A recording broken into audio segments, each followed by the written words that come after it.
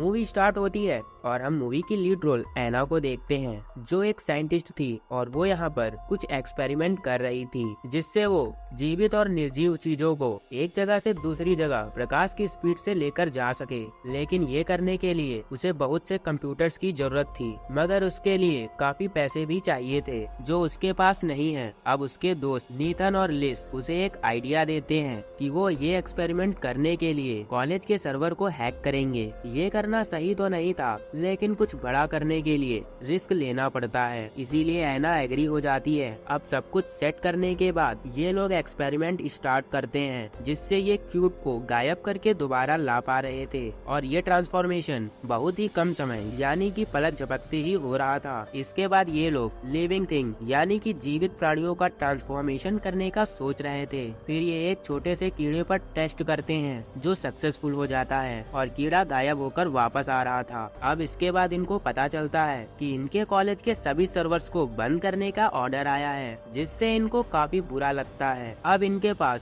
सिर्फ 24 घंटे हैं और 24 घंटों में ही इनको अपना टेस्ट इंसानों पर करके देखना होगा, क्योंकि ये एक्सपेरिमेंट ऐना का था, इसीलिए वो ये एक्सपेरिमेंट खुद पर करने का ही फैसला करती है। अब लिस टेलीपोर्ट स्टार्ट करती है और ऐना गायब हो जाती है और सीन ब्लैंक हो जाता है। फिर हम चिल्लाने की आवाज सुनते हैं। इसके बाद सीन शिफ्ट होता है और हम ऐना को देखते हैं, जो अभी सो के उठ रही है। उठने के बाद वो कॉलेज की लैब में जाती है, जहाँ पर नेथन और लिस बताते हैं कि सर्वर न होने की वजह से उन्हें अपना एक्सपेरिमेंट रोकना पड़ा और अब फिर से वो एटम पर एक्सपेरिमेंट कर रहे हैं। लेकिन ऐना को यहाँ पर उस एक्सपेरिमेंट के बारे में कुछ भी याद नहीं था और उसे नेथन और लिस के बर्ताव में कुछ गड़बड़ लग रहा था। फिर वो लैब के बाहर आती है, जहाँ पर उसे जेम्स मिलता है, जो उसे एनिमल पर टेस्ट करने के लिए रोक रहा था। फिर ऐना उसे कहती है कि वो कभी किसी एनिमल पर टेस्ट नहीं करती। अब उसकी मॉम का कॉल आता है, जो उससे पूछ रही थी कि वो उसके बचपन की पिक्चर्स का क्या करे। तब ऐना उन पिक्चर्स को फेंकने के लिए कहती है। ये सुनकर उसकी मॉम को कुछ अजीब लगता है, क्योंकि ऐना को अपने बचपन की पिक्चर्स संभाल कर रखना अच्छा लगता था। अब ऐना घर पहुँचती है तो उसे अपने रूम में कुछ सही नहीं लग रहा था। उसे लग रहा था कि जैसे उसके रूम में कोई आया हो। तभी वो एक आदमी को देखती है, जिसने मंकी मास्क लगाया था और वो ऐना का सामान चुराकर भाग रहा था। फिर ऐना उसे पकड़ने की बहुत कोशिश करती है, लेकिन वो चोर खुद को छुड़ाकर भाग जाता है। अब वो लैब जाती है और नेथन को उस चोर के बारे में बताती है, लेकिन नेथन उसकी बातों को इग्नोर करता है और उसे रेस्ट करने को बोलता है, जैसे वो बीमार हो। इसके बाद ऐना को लगता है कि एक्सपेरिमेंट के बाद उसके साथ कुछ तो गलत हुआ है और शायद इसीलिए कोई उसकी बातों को सीरियस नहीं ले रहा है। अगले दिन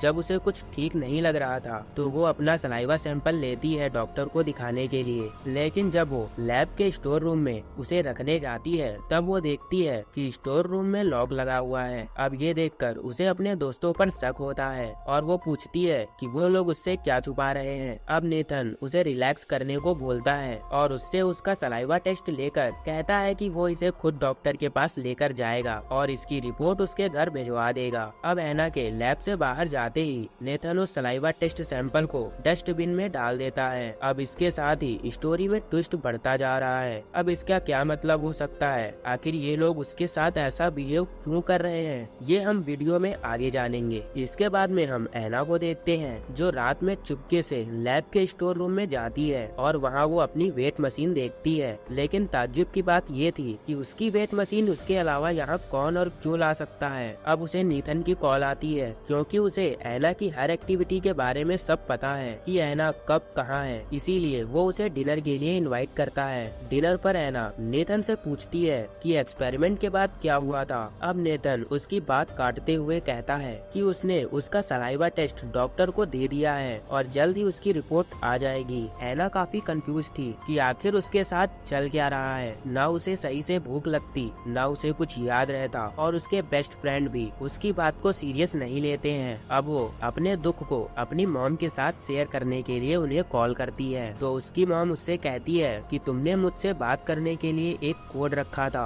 और जब तुम मुझे वो कोड बताओगी तभी मैं तुमसे बात करूंगी। अब ऐना ये सुनकर हैरान थी कि भला वो अपनी मॉम से बात करने के लिए कोई कोड क्यों रखेगी। अब ऐना के कोड ना बताने पर उसकी मॉम कॉल कट कर देती है। ये देखकर ऐना को लग रहा था कि कहीं उसका ब्रेन तो डैमेज नहीं हो गया, शायद इसीलिए उसे कुछ याद ना रहता हो। अब वो लाइब्रेरी जाती है और वहाँ वहाँ पर ब्रेन से रिलेटेड बुक्स पढ़ने लगती है। इसके बाद वो नेथन के घर कुछ इन्फॉर्मेशन जानने के लिए जा रही थी। तभी नेथन का उसे कॉल आता है, क्योंकि हम जानते हैं कि उसकी हर एक्टिविटी की नेथन के पास खबर रहती है। नेथन एना को लैब में आने के लिए बोलता है, लेकिन एना उसकी बात नहीं मानती और नेथन के घर चली जाती है। वहाँ वो लैपटॉप में एक्सपेरिमेंट वाले दिन की रिकॉर्डिंग देखती है, जिसमें एक ही टाइम पर उसे दो एना दिखती है। अब उसे सब समझ में आ जाता है कि उसकी ये हालत उस एक्सपेरिमेंट के बाद ही हुई है और यहाँ पर दो एना है, एक वो है और एक ट्रांसफॉर्मेशन के समय दूसरे टाइम से आ गई है और उसी ने